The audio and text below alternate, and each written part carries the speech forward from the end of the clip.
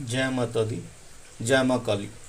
आज एक विशिष्ट साधना आपको बताने जा रहा हूँ, वो है कुबेर साधना। जो कुबेर साधना होती है ना, वो अपने आप में एक अद्वितीय साधना है। कुबेर साधना से एक तो सोना सोना जो है बहुत ज़्यादा प्राप्त होता है इंसान को, और धन की बाढ़ आ जाती है इस साधना से। पर याद रखें कि साधना के लिए विश्वास और निष्ठा भाव बहुत होना चाहिए, और साधना को थोड़ा सा लंबे समय तक करते हैं तब जाकर उसका फल प्राप्त होता है। ठीक है ना। इसके लिए आपको चाहिए एक यंत्र कुबेर का। ठीक है ना। वो भी गुरु से प्राप्त होना चाहिए यंत्र, ताकि गुरु जो है उसको, गुरु ने साधना कर रखी हो और साधना से उस यंत्र को जो है चैतन्य करके आपको प्रदान करे, और मंत्र भी। ठीक है ना। कुबेर साधना, जो कुबेर जी है वो एक यक्ष है, और दूसरा ये माता लक्ष्मी जी के जो है सेवक है। ठीक है ना। और माता लक्ष्मी जी का खजांची भी है, जिसको कैशियर कहा जाता है। माता लक्ष्मी जी के किसको धन बांटना है, किसको देना है, वो सारे कार्यभार जो है यही संभालते हैं। दूसरी बात, यक्ष साधना, कुबेर यक्ष साधना, धरती में जो जितना भी धन छिपा हुआ है ना, सब इसके अंडर में है, यक्ष के अंडर में है, जो कुबेर जी है। और हर धन के ऊपर कोई ना कोई यक्षिणी की आत्मा बैठी होती है, या यक्ष की आत्मा बैठी होती है।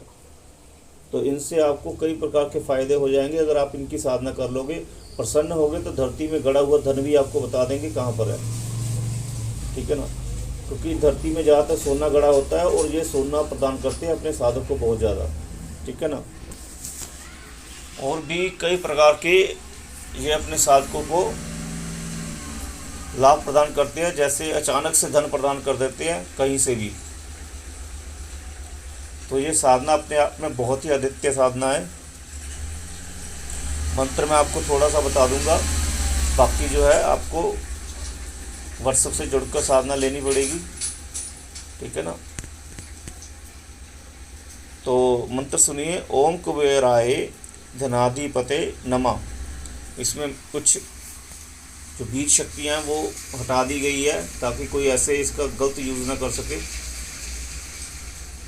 गलत यूज़ का मतलब ये है कि भाई कोई ऐसे करके अपने मंत्र को जब थोड़ा सा कर देता है, आधा कर देता है, या साधना करने बैठ जाता है, कोई विधि विधान नहीं पता, कुछ नहीं पता, कोई साधना पहले की नहीं, रक्षा कवच उसके पास नहीं है, वैसे ही साधना करने बैठ गया, तो बहुत ज़्यादा नुकसान उठाना पड़ जाता है। क्योंकि यक्ष साधना एक अपने आप में उग्र साधना भी है। सौम्य साधना तो इसको बोला जाता है, क्योंकि कुबेर साधना को, क्योंकि लक्ष्मी माता से जुड़े हुए हैं। पर एक इनके साथ यक्ष भी साथ में एक उग्र भाव जागृत हो जाता है।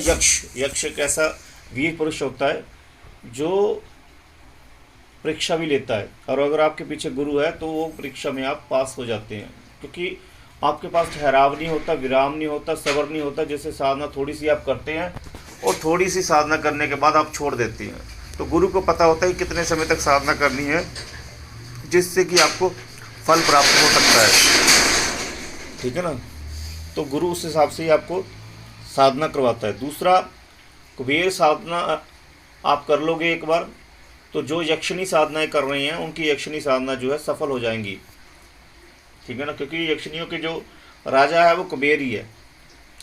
ठीक है ना। तो उनकी यक्षिणी साधना भी जो है फलीभूत हो जाएगी।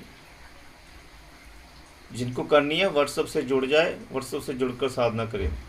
अभी कुछ शिष्य बोलते हैं कि गुरुजी कि हम शिव जी को गुरु मानकर साधना कर सकते हैं। मैं आपको एक बात कहूँगा कि देखिए, अगर आप साधना में फंस जाते हो, ठीक है ना, विधि आपको कौन बताएगा? शिव जी बताएंगे आपको आके। ठीक है। अगर समझ लीजिए कोई ये साधना कर्म क्षेत्र में कर रहे हैं ना, आप कर्म क्षेत्र क्या है? पृथ्वी पर आप साधना कर रहे हैं। अगर साधना के समय एंटिटियाँ आपके पीछे लग गई, आपको कौन बताएगा कि आपके पीछे एंटिटियाँ लग गई हैं? ठीक है ना। उनसे कौन बचाएगा आपको? आपके पीछे लग गई तो आपको पूरा मारने की कोशिश करेंगी, भ्रम जाल फैलाने की कोशिश करेंगी, धीरे धीरे पकड़ेंगी वो आपको। एकदम से तो पकड़ेगी नहीं, एकदम से तो नहीं पकड़े पाएगी वो, क्योंकि आप जैसे जैसे मंत्र की साधना करते रहोगे बिना गुरु के, धीरे धीरे वो आपका सारा जप ग्रहण करके आपके ऊपर ही उल्टा उसका अटैक कर देगी। तो शिवजी भगवान थोड़े धरती पर आएंगे। शिवजी भगवान क्या है भाई? प्रभु है। वो इस धरती पर नहीं है, वो अपने शिवलोक में है। तो वो कैसे बताएंगे आपको? उन्होंने इसीलिए तो गुरु क्यों बनाया उन्होंने, शिवजी भगवान ने गुरु क्यों बनाया कि भाई आप धरती पर पहले गुरु धारण करो, उनके सानिध्य में साधना करो, तब आप आगे बढ़ो। क्या शिवजी भगवान उस समय नहीं थे जिस समय व्यक्ति गुरु धारण करके साधना करते थे? उस समय भी थे, पर उन्होंने एक जो है नियम बनाया था कि भाई अपने गुरु धारण करके उसकी जो है गुरु की सेवा करके गुरु से ही ज्ञान प्राप्त करो, तभी प्राप्त होते हैं। ठीक है ना? उस समय भी वो प्राप्त कर सकते थे, उन्होंने नहीं किया। शिवजी को गुरु बनाकर तो उस समय भी साधना कर सकते थे, नहीं कर पाए। क्यों? क्योंकि शिवजी भगवान को प्राप्त करना सबके लिए सरल नहीं है भाई। ठीक है ना? वो बड़ी परमात्मा शक्ति है। आप खुद सोचो ना, जिसको शिव मिल गया तो साधना करने की क्या जरूरत है भाई? मेरे को आप बताओ, जिसको शिव मिल गया, जिसको भगवान मिल गए, उसको साधना करने की क्या जरूरत है? भगवान भोलेनाथ तो सब प्रकार की सिद्धियां दे सकते हैं भाई, सब प्रकार के सुख दे सकते हैं। वो साधना क्यों करेगा जिसको शिवजी भगवान के रूप भगवान जो है वो मिल गए? गुरु भी धारण करने की जरूरत नहीं है उसको। ठीक है ना? और शिवजी भगवान किसी के ऐसे ही गुरु नहीं बनते, बहुत ज़्यादा ही परीक्षा होती है। आप कह दो कि मैंने शिवजी को गुरु मान लिया, पर शिवजी भगवान ने थोड़े कहा कि भाई मैंने तेरे को अपना शिष्य मान लिया।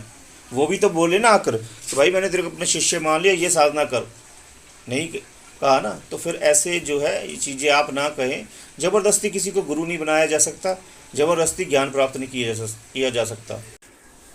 उसके लिए सेवा भाव जरूरी है, श्रद्धा विश्वास होना बहुत ज़्यादा ज़रूरी है, तभी जो है इंसान सब कुछ प्राप्त कर सकता है। तो आपको पता चल गया होगा कि गुरु जीवन में क्यों ज़रूरी है, और शिवजी भगवान को कहने से जो है गुरु प्राप्त नहीं हो सकते शिवजी भगवान। जय